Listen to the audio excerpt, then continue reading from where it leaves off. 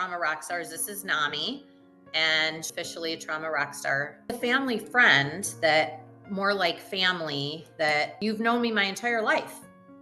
Before you came in? Before I came in. Long history with our families. And he has quite the story that I want to share with everybody because I really think it's going to resonate with a lot of people. And I always say you never know what somebody's going through and what they're struggling with. So I really think his story is important to tell. I think maybe we should just go back to the basics. Let's start. Tell me about, I know your family and your parents and your siblings, and you're the baby of the family.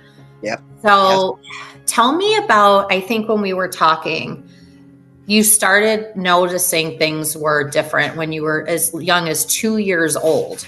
Is that correct? Correct. What at two years old could possibly have given you start questioning your life and who you are and things like that as a 2-year-old?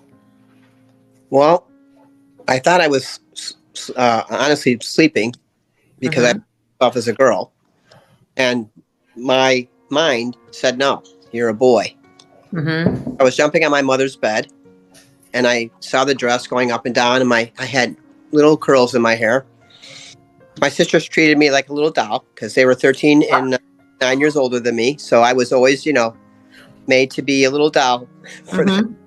Anyways, so I got off the bed and I went over to my mother's dresser, and she had a long mirror. For me, it was long, for two. And I went on my tiptoes and I grabbed her hat pin. I took the cover off her hat pin little container with her bobby pins and her hat pins. And I stuck myself in my eye with the hat pin and realized this was a nightmare. This was still the same person in the mirror. So I was not dreaming. This was reality. This is reality. My mother was on the phone speaking Spanish to her mother or somebody and came over and said, "Are you crazy?" And I said, I didn't know. I don't even think I could get the words out because I said, "That's not boy. That's not a boy." Because you were two. I was two. Yeah, and I was confused. Of course. Because I'm like, that is not who I see. That's not who I represent. So it was a very, very confusing time. And my mother, in those days in the 60s, said basically, suck it up. Mm-hmm. Who you are is who God made you. Right. So it was always a struggle with not knowing where I belonged all my life, until 51 years when I got my top surgery. Do you, going back to 2 years old, 5 years old even, your sisters, you're a little doll to them. They're dressing you up in these dresses and makeup and curlers and jewelry and all this stuff. Did you just go along with it at the time? Were you enjoying that at any point? No, I call it the tear behind the eye. Mm-hmm. I could relate to Chaz Bono because Chaz Bono had that tear, the same tear behind my eye. Here's a cool story. So I was telling my grandparents because we used to watch the Sonny and Bono show, and Sonny and Cher. And Cher. I said, you know what I meant. Sonny and Cher's show, and I could see the underlying. I call it the tear behind the eye because we're crying behind our eye. We can't show that we are. There's no concept of who are we. We're not that and we're not that, but what we are is it's confusion. It's confusion. So my grandparents were watching the show. I'm just like her. I'm just like her. My grandmother goes, "You're not blonde," because she was blonde. And I went, no. And my grandfather, as I'm telling this, I got goosebumps. He got it. And he will allow me to wear his shirts and ties. Mm-hmm. But he said, only in my house are you allowed to wear these. Nowhere else. If you take the shirt out or the tie off and you go to your parents' house, which lived next door to me, right, we're done. No more. So one day my mother called me for supper and I had a tie on and I stuck it underneath my shirt, put it on my father's tie rack, way behind the rack. And the next morning he says, "Who's?" And I went, "Oh no." whose tie? This is my father's tie. Who has this here? And I went, oh, he must have left it here. I was like 12. Yeah. Well, you better go give that back to him right now. So I come in the house and I was trying to hide it in the closet of his closet. And he said, the rules. As soon as you don't follow the rules, you don't wear the tie anymore. So, and I had started getting my period and it was depressing. That was like, everybody, talked to me like I was a young boy. I used to wrestle with my brother-in-laws. I would wrestle with my brother. And as soon as I got my period, it changed. It shifted. Yeah. Well, when you were in grade school, you would go dressed as a girl. Mm-hmm. You were at your grandparents' house, literally right next door your whole life. Right. Right. Literally, it was right next door. But that was kind of a safe place for you because he allowed you to be you. To be me, right. But yet you're going to school as a girl. You're 12 years old. Now puberty hits, which had to have been an utter nightmare for you. I tried to commit suicide. At 12? 12. And because I still talk to my mom about this. I was 10 when I started mine. I was way too young. I wasn't ready. You started and you... 11. 11. Not only were you not ready, you weren't a girl. Exactly. So how did you... It's a lot for a girl to handle starting that. How did you handle that? Because you're like, I'm not a girl. Why is this happening to me? And then breasts probably followed soon after that. Came at 7 or 8. I needed to wear a bra at Linda's wedding, honestly, and I didn't want to. Right. And they're trying to get me to wax my mustache. They're trying to get me to do all this stuff. Put peroxide on my arms. To me it was torture. So even going to the girls' gym, right? I have to go to the gym, and I really wanted to play whatever the guys were playing over the other side. And I would never look at girls. I would have to, during shower time, I would always say, I don't feel good today. I want to take a half shower. And the gym teacher used to get really upset with me because she knew I was making excuses. I didn't want to go in the shower with the girls. I didn't belong. I felt uncomfortable. Well, yeah, because you're a boy and you probably feel like you're in this locker room with the girls and you probably feel like you're invading their privacy in a way. But yet, back then, I mean, it was so taboo. Yeah, exactly. Yeah.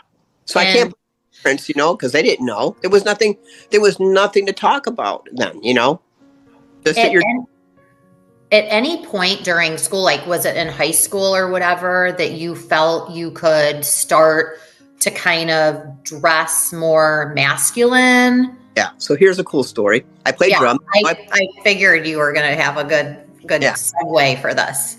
Played drum set. My mother made me wear a dress during stage band. My conductor, which was Mr. Oliva, he didn't know how to approach me at the end of stage band and came up to me and said, he turned red and he just said, I don't know how to tell you this, but you can't wear a dress when you play drum set. It's not, you look so uncomfortable. He was trying to be really discreet, but letting me know he saw my underwear basically. Okay. So, I'm turning red too. And I went, what can we do? Can you want to talk to my mother about that? Because she's going to make me wear dresses anyways. He goes, no, I think what I'm going to do is I'm going to have everybody wear pantsuits. And then everybody wears same stuff, like a leisure suit or whatever you want to wear, but you're going to wear. And I went, thank you. He goes, and I will write a letter saying that to everybody, all the parents. And he did that in my behalf. So now, was he just doing that because he could see up your dress when you're playing drums and your underwear, or do you think was suspicious that suspicious too, because a couple times him and Miss Morgana would ask me, "What did you choose drums? What made you choose drums out of all the instruments?" And I said, "I just love drums. I always did. I was little and I played bongos on my uncle's lap in Puerto Rico, and I just love drums." So does my brother know that you played drums?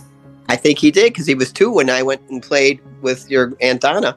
I'll have to tell him. My brother, for everybody listening, my brother's a drummer. He's toured all over the world, and I wonder if he'll get a hoot out of listening to this. So, okay, so you have this breakthrough with him, kind of opened up a door for you to start wearing pantsuit, leisure suits, whatever. Right.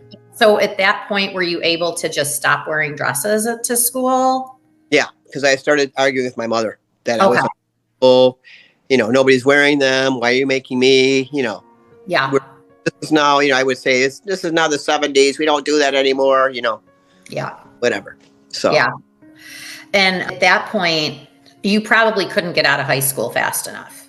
So you graduate high school. Now, I want to talk a little bit about spiritually what you do. I want to segue into that too. But you graduate high school. Did you feel freedom at that point? Or you must have still been carrying this weight because your family. I didn't feel freedom until I moved to California in You got out. 1990. Yep. What I did was I went to a psychiatrist. Mm-hmm. And he wanted to start me on hormones, but he wanted to talk to my parents. I was 21. Mm-hmm.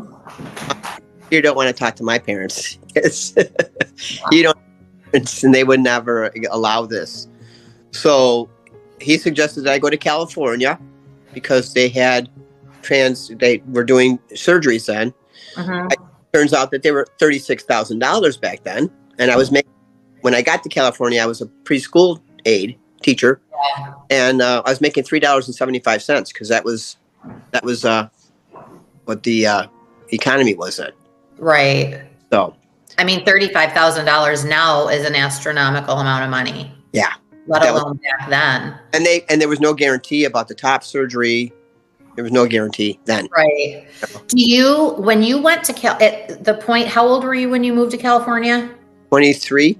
You were 23. So at that point, were you completely open with your family at this point? Like, I'm a man. Okay. No. So you moved to kind of like find yourself. Yes. And get the hell out of the environment you were in, kind of. And I lived with my brother and my sister-in-law. I couldn't tell them. I wasn't ready to come out yet. Yeah. What do you come out as? You're not a lesbian. Yeah. So, and they're going to say, they were going to say, you don't know who you are, Right. So how long were you living, like you were kind of living a double life? How long did you navigate that for? God. I mean, all my partners knew that I wanted to do the transition. I didn't lie to them. Yeah. But I'm not normal. I don't know what I am, because I really didn't know. Yeah. Well, none of us are normal, but I know that. I don't like to be touched. I don't like to be, I don't mind touching you, but I don't want you to touch me at all. Because it's called dysphoria. I would leave my body. And that's where the spiritualism started coming in for me. At 23? About that time, yes. Okay, so let's back up a little bit to your history with that. And why don't you explain to everybody what you do and about the spiritual side of things, and then we'll segue into how it really started enhancing at that age. Because the spiritual thing you knew as a very young child, right? Yeah, I was 2. You were 2. Yeah. So why don't you explain? You've got these amazing special gifts. Well, I see dead people, like in The Sixth Sense. I used to cross people over in my bedroom. I had 2 doors. I had one here and one door over here, one door by my parents' room and one door towards the living room. And I have to shut my doors because I didn't want people coming in at night. And my mother always used to say, "You watch way too many horror movies." people come in my room. She didn't understand it, but they would come in one door, go through me, and go out the other door. So I was called a window, which I didn't know what it was. So they would come through me and then leave. Come through me. At what age was this? This was probably around. It started around 2. I started seeing people around 2 years old in my crib, coming to me. Why were they coming to you?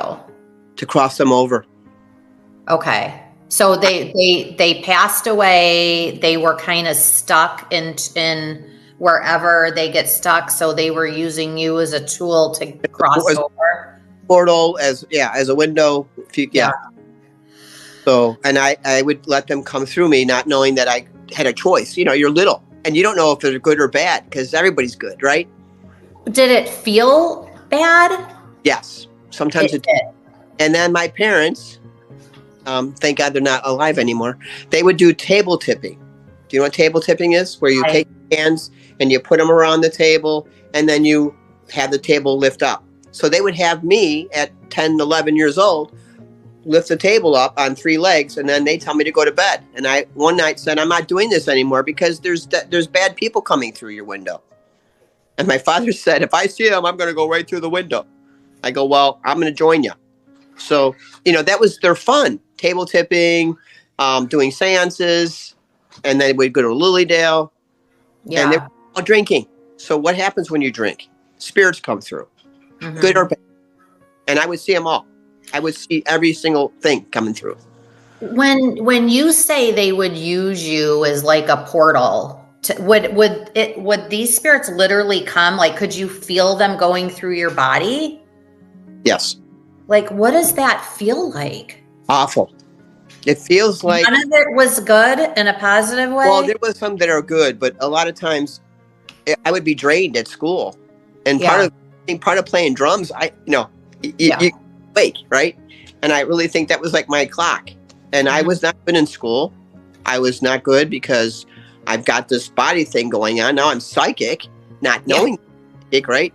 And then I'm telling my friends, you can't believe the people that I see that are dead. And they're like, okay, I don't want to be friends with you. You're a creep, so, and then I was healing people and I didn't know either. Like, so somebody would say my shoulder hurts me and I'd put my hand on them and they would be like, oh, thanks. That feels better. What'd you do? I don't know. So you are a healer and you do this for a living now. When you first, like you said, my shoulder hurts. If I said that to you right now and you put your hand on my shoulder, can you feel an energy from your hand? Yes. Is it like heat? It's heat, but it's also what I see. And I thought this was normal. I see video. Like I can see where and when, what happened to you. And I do the same thing when I'm doing a house clearing. I can see the house. I can see exactly the bedrooms where the energy is off. It's crazy. The video. You should come to our house. I can do it remotely. That's what I do. You can? I would love if you did our house because this house has been pain in our butts since we moved in, but we're grateful to have it. Don't get me wrong. But you'll be in prosperity once I clear it. Oh, that would be wonderful. So I think with you at this point, at what age were you like, okay, I'm psychic. I'm seeing dead people. I'm helping people transition. I'm dealing with my own mortality and who I really am and want to be. I want to be a man. And yet you have the ability to heal people.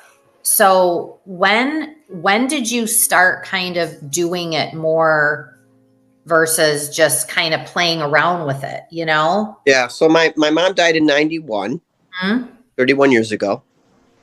And I went to massage school in 95. And massage school was like the catalyst because I started reading a lot of books on death and dying, wanting to connect with my mother, communicate with her. And, I communicated with her all right. My very first home massage, she came through. And the woman was on the table facing down, and I always had him facing up first. And she talked to my mother's accent and everything. It was freaking me out. And I said, what the hell? What the hell's going on here? What's happening? And my mother said, I just want you to be happy. And it's not your job to take care of she goes, you have a secret. I said, I have no secret. Oh, I don't even know who you are. I didn't know what this lady is. And she kept saying, it's me. And I said, Mom? And she said, Nan? You know, she always call me Nan. And I said, yeah, you're freaking me out. And she said, I'm here because you're not happy. And I want you to be happy. Mm-hmm. And you have a secret and you have something that you told me and I don't want you to do that. I go, okay, you want to tell me? She goes, what, are you testing me? No, just, what is this? What is this? I was, and I go, this woman's dead on my table right now. What the hell happened to her? Now I'm going to lose my job because you're bossy still. You know, when I was talking to her like I normally talk to her. Yeah. Crazy. Anyways, so she was the catalyst to my spirituality. Like, this is real shit. This is real. I mean, she was on the table and there's no way that this woman would have known that the promise that I made to her was to take care of my father. That was, nobody knew that. Yeah. Now, just a little back history. Nami's family, your family's Puerto Rican. My mother. And your mother has a very, very strong personality. To say the least. Yes, very strong personality. It shows in all of you. I can see, you know. Yeah.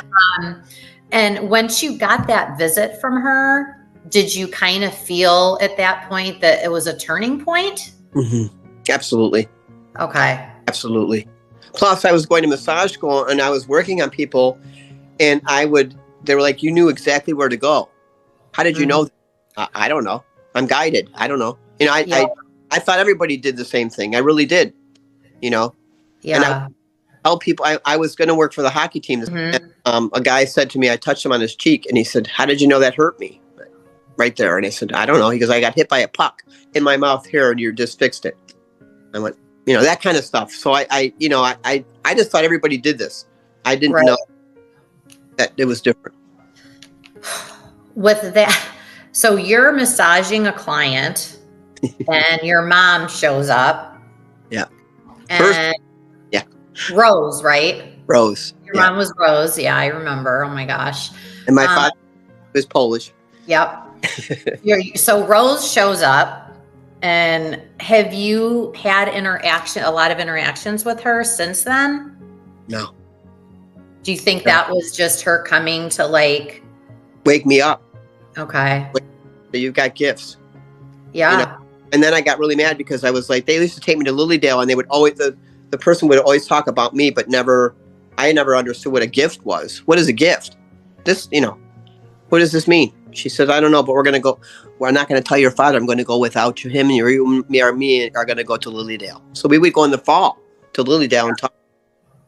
So Lilydale, correct me if I'm wrong, I just want to explain to all the listeners, we're originally from Buffalo, New York. And outside of Buffalo, New York is this town, and every year they have this big annual spiritual, it's not a convention, it's a festival, right? It's a community. They're there from September till August. September till, I'm sorry, I think like April or May they start until September. Through the summer. Yeah, so they're cottages, and on the cottage they have little shingles that say Reader, Reiki. Mm-hmm. You have to respect that's their community. And the sign says, if you make fun of us, you need to leave, because this is it's like their own religion.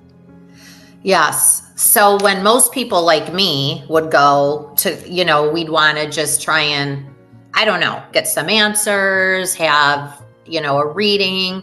You walk in and they can see right through you. Yeah, pretty you're much. One of them. They know you're one of them. Yeah. So when you would go, they would attract toward you, and everybody else was kind of put on the wayside because you were one of them. Yeah. They knew it. Yeah. At what age did you start like really introducing yourself? I'm a man. This is who I am. Like, when did you really feel comfortable in your own skin communicating that? In 2011, I had an epiphany where I got up at 3 a.m. And a voice said to me, your name's going to change to Rami. So I looked up Rami on the computer. I got up and I heard, it's not Rami, it's with an N. And I felt like that was my father. It's Nami. And I looked up Nami, and it means water in Japanese. Mm-hmm. It means blessed one by God in Arabic. Okay. And I just started crying, and I went, wow, Yeah. thank you. So I go back to bed. I never knew that story and how you picked that. That's amazing. Yeah. So that happened in 2011 of February. We moved to Charlotte in December of the following year. Now I'm doing paintings. I'm channeling with this Nami name, right? Yeah. My son was the one that was telling me I was painting angels. Yeah. My eyes closed. Well, your paintings are beautiful and they are angels. I mean, they're incredible. So he's telling me at 6, you're painting angels. I said, whatever. So anyway, so that's a whole nother story. So then what happened? I just lost my track. You asked me the question of when you felt fully comfortable in your own skin to start identifying yourself. I'm a man, I'm Nami. So the Nami was when I had about 6 people come to the house the next day, and we went in my massage room and we all held hands, and I had my ex, my son, a couple friends, and we went around the table and held hands and said, now I want you to speak your name into the table 3 times. Mm-hmm. And we'll go once, we'll go around twice, and then we'll go around 3 times. And, so we all held hands, and Malcolm kept changing his name. I want to be called MJ. Next time he said, I want to be called Max. Next time he wanted to be called Malcolm. Anyways, but it was powerful because we were all speaking our name and saying it together as one in this circle. Mm-hmm. And I felt empowered to be Nami. I couldn't be this anymore. This was done. So I was 50. I would say I was 50 when that happened. So 50 years. And it was because of Chaz Bono, honestly. Yeah. He show. When he had his top surgery, I said, that's me. That's me. And was that decision to have that surgery, was it freeing for you? Oh my gosh, yes. So I can only imagine. So I meet my wife. Okay, now we're in Charlotte. Yep. We're here in November. I meet her February 1st. Mm-hmm. We February 1st. I didn't see her till April because her daughter was going to college. We held hands at the Bag Lady, this metaphysical store that we worked at and she owned later. Held hands, and there was no talking. We just started crying, both of us. And somebody knocked on the door and said, "You have to go now, Susan." And she said, "Let's do this in the afternoon before I go, and we'll switch places. How's that?" And I said, "Perfect." So we switched places, and we held hands again, and the tears started coming out, and I started shaking, and she started shaking.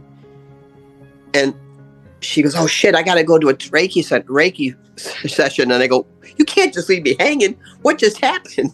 And she said, "Oh, you're a man. I can see it. I can see it in you." Because she knew about the Akashic Records, which is the book of our lives, many lives. Okay. Mm-hmm. So she leaves, and I'm still crying, and she's still crying, and I go outside, and she texts, "Goodbye, husband." And in those words, I could never go backwards again. That's incredible. That is an incredible story. So you must have felt so relieved, maybe. Was there She saw me. Yeah. Saw me. I didn't have to talk about it. I didn't have to explain. Mm-hmm. Sorry. It's so emotional because she really saw my essence of who I was. Right. Sorry. Take a minute. It's not doing good right now. It's hard. I know. And I want to say, because, you told me a little bit about what's going on, and, 50 years old, that's not that long ago. No. And for you to, at that point, finally be able to feel like who you truly know you are, that's a lot of years of suffering. But to have somebody that actually can fully 100% see you for you had to have also been a relief. Absolutely. To finally have that person, you know? And, you know, I remember when that time I flew into Charlotte. We don't need to discuss why I was there, but that time I flew into Charlotte, that's just a family story. Yeah. And when you guys picked me up, it had to have been around then. It was probably about 12 years ago. I don't think so. Okay. Oh, I know it was more. Okay. So it had to have been 10 to 12 years. Okay. I think. But regardless, my point is that was when this all, like, that's when you were first you again. Mm-hmm. It had to have been around then. Mm-hmm. Because I remember when you guys picked me up and I was just, I hadn't known any of this really at that point, because how could I have? And now that you're years into being NAMI, you're a man, all this, like, how do you, being this healer and you're psychic and you've got all these amazing gifts, but you still have really dark moments and you're going through a thing right now as well. How does somebody with the gifts that you have, how do you get through it? Because I think this is faith. It's faith. Faith. It's faith. I've never lost my faith. I knew, and I always tell this to my son when he says, I can't do that. All right. Or whatever. I always tell him, look at me. Dreams do come true. They might not come true when you think they're going to come true, but I had to go through what I had to go through. Appreciate women and nurturing and all. I mean, you know, he was my child and I nurtured him more than his mother did because I'm a nurturer, you know, my huge nurturer. And my uncle Fred in Puerto Rico was a huge nurturer. So it's in the family. My father, not so much, but he was a musician. We'll just go with that. But, you know, I'm grateful because I understand both sides. I really do. I understand the female side of what they go through with their period and, you know, feel good. And I understand when men, you know, the compassion man, I'm going to say, not the man about, you know, being sexist and think that they're right. I'm talking compassion man who has feelings, who understands women more than the average Joe, if I can say it like that. Yeah. I get upset when I don't have a lot of men friends. I did in Ohio. I don't have so many here because they're here. Their mentality is a little different about women. And I just don't agree with it. So but I can say, hey, that's not how it is. You know, that's not how you treat a woman. Right. Do you feel with your faith, and with your gifts that you have, when you're praying and you're going into those dark times, does any of the spirits come to comfort you ever? Oh, I have tons of angels that comfort me. I have Jesus. You're like your guides? My guides, yeah. Yes. I call them every day. I want to know my guides. I'll tell you that another time. Yeah. But I feel, so that has to be so comforting for you. Oh, absolutely. To have that, because like somebody like me who doesn't have these gifts, like we don't have these guides that come to us. So, but I want to, we all have these gifts. With just some people are more open. And because I left my body so much. Yeah. I left my body out here. I saw all that stuff because I didn't want to be in my body. It's called dysphoria, where you leave your body and you don't want to be in it, especially during your period. I would leave my body time for 7 days sometimes. Yeah, it's the worst thing that women have to go through that. So at what point did you take meds to stop getting your period? When I got to Charlotte, I told my ex that I would no longer have my period. So I went to a herbal store and bought herbal testosterone. I forgot what the normal range was. I took double that. So my testosterone levels were probably out of sight, and because I didn't have money for to go to a doctor, Right.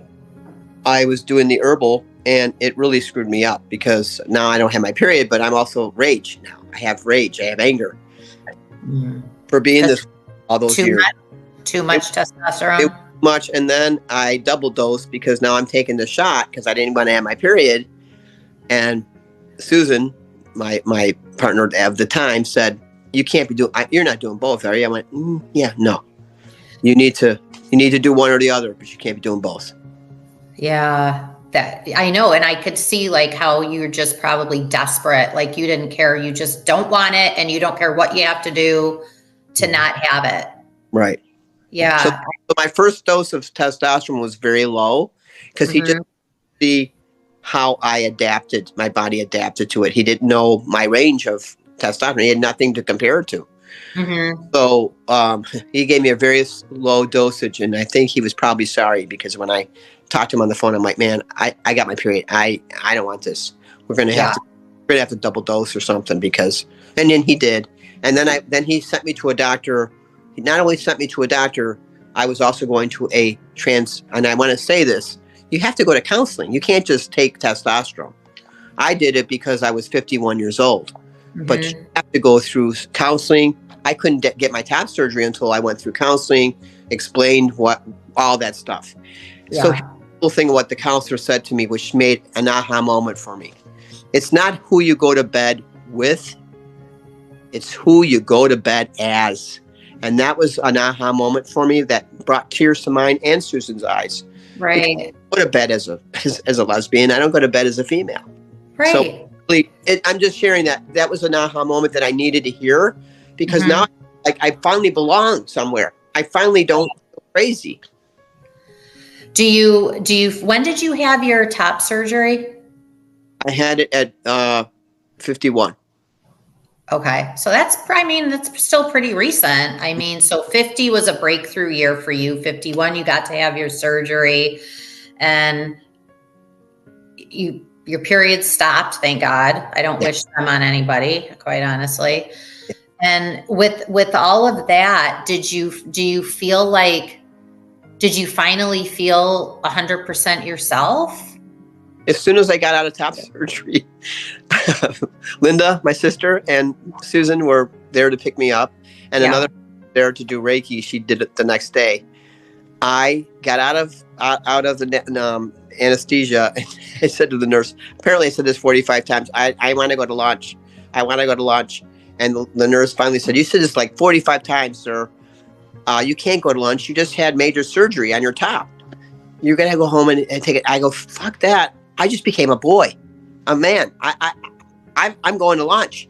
So when Linda and Susan came into the room to pick me up, I said, "We go to lunch." And Susan goes, "No, you have to." I go, No. Today's the day that I'm now a man and I want to go to lunch. Celebrate who I am today. So we went to lunch and I had tubes in me, but I had my father's shirt on. Nobody could see it, but I was walking very stiff because I'm all bandaged up. Yeah, So my surgeon calls that night and says, "Nami, I heard you went to lunch." And I said, "Yep, I sure did." I go, "Thank you for being my blue fairy and making me Pinocchio." And he said, I'll be glad to be your surgeon, but don't ever call me the blue fairy, please." That's an amazing story because you're supposed to take it easy after major surgery, and that's major surgery. Yep. Yeah. What would you tell? Because I think there's so many people out there like you that are struggling and trying to, whether they know their identity, figure out their identity, navigating life and loved ones and family. And what advice would you give somebody that's going through this? Because you still are going through it, even though now you've made this huge, transition, but I'm according to my doctor, I'm done. It takes 10 years to do a full thing of being a male. Okay. and I'm done with that. But my advice is to get help, because it's, look at me. I'm 51. There's still hope. Dreams do come true, no matter how old you are. And the faith is what kept me going. I knew that Jesus had my back. The angels had my back.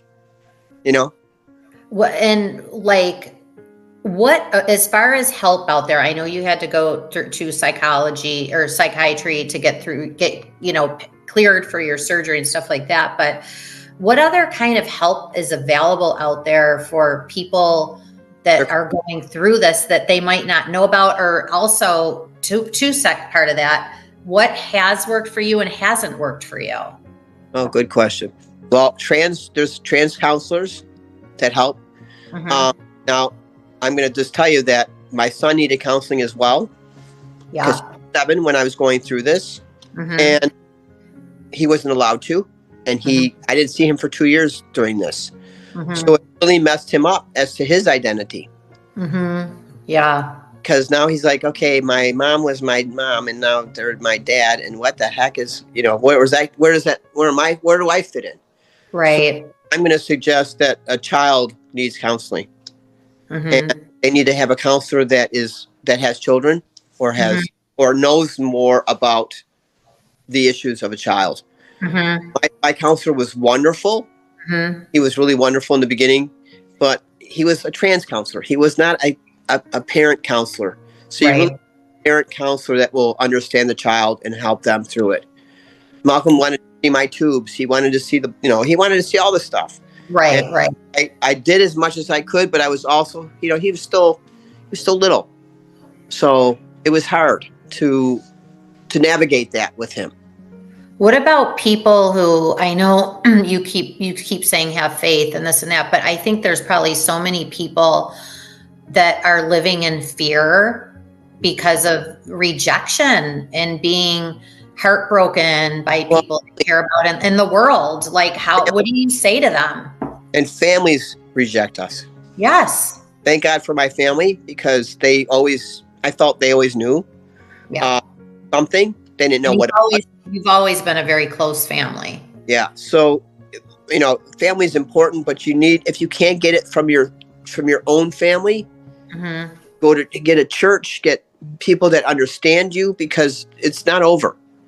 It's not over. I had a hard time talking to my sisters about this for a while. It's hard.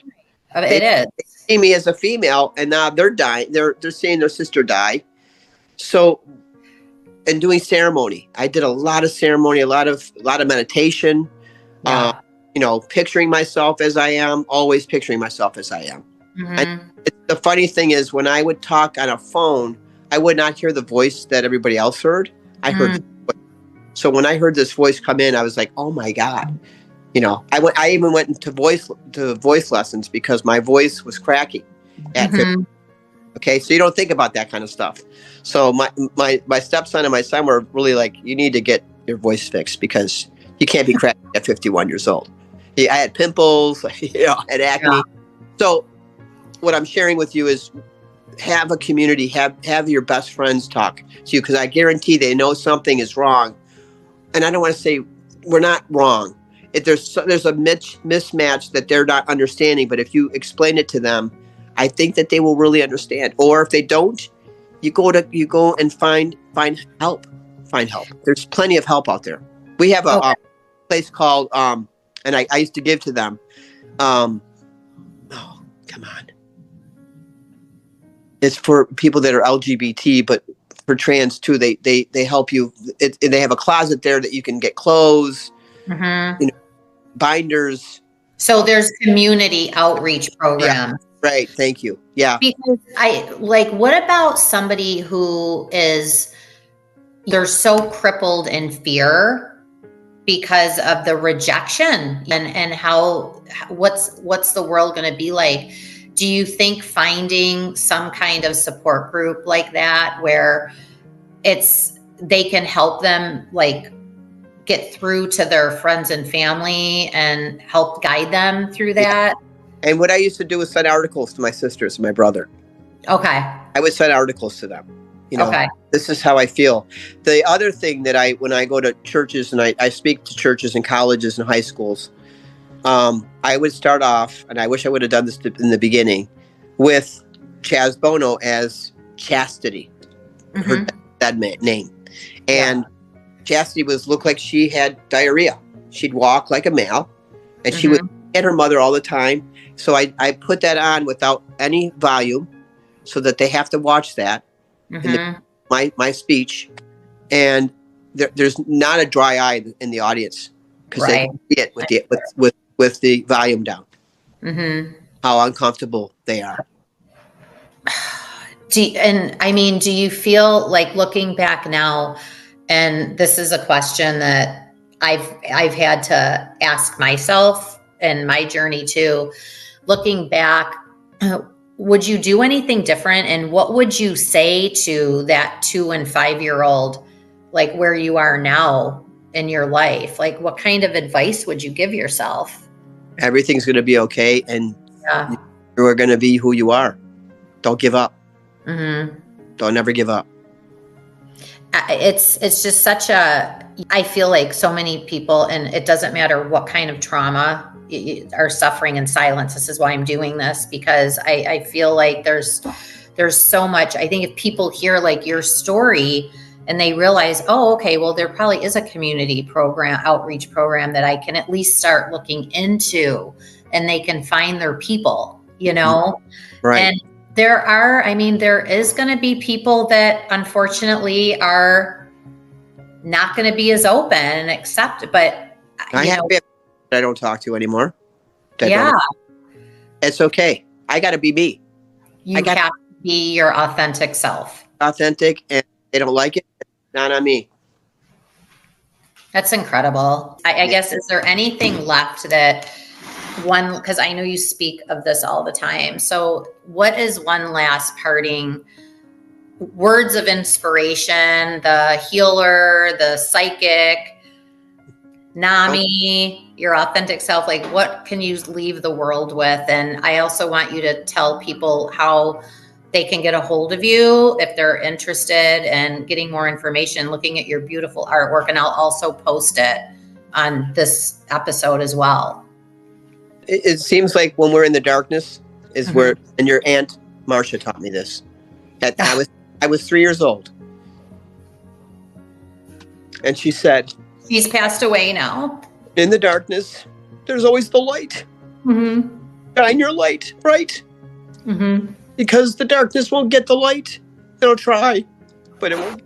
I have a whole poem that I wrote about her. Oh, wow. She was one of my idols as a kid. Oh, she was incredible. It was incredible. Her words were incredible. And she was one of my people. Everybody said growing up that I was so much like her, growing up and stuff. And it's unfortunate that she's not with us anymore.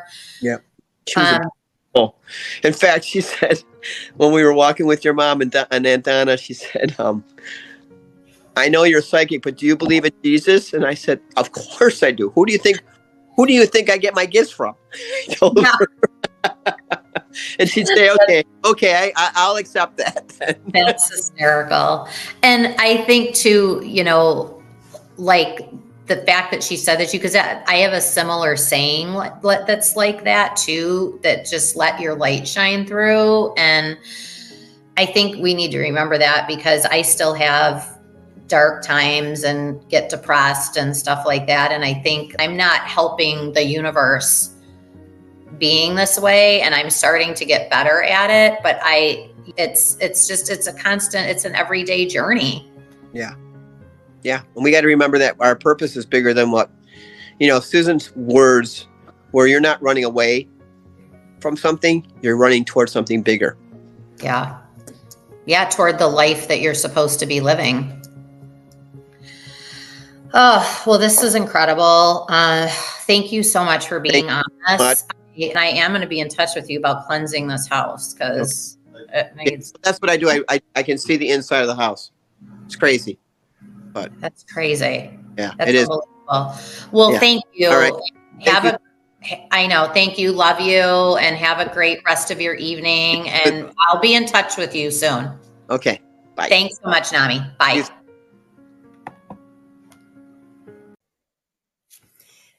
The content on this podcast revolves around personal life experiences and is meant to serve as a learning tool. I am not a certified therapist or medical expert. This podcast does not offer medical or psychological or professional advice. If you're curious about your mental and physical well being, feel free to reach out to a licensed healthcare professional for assistance.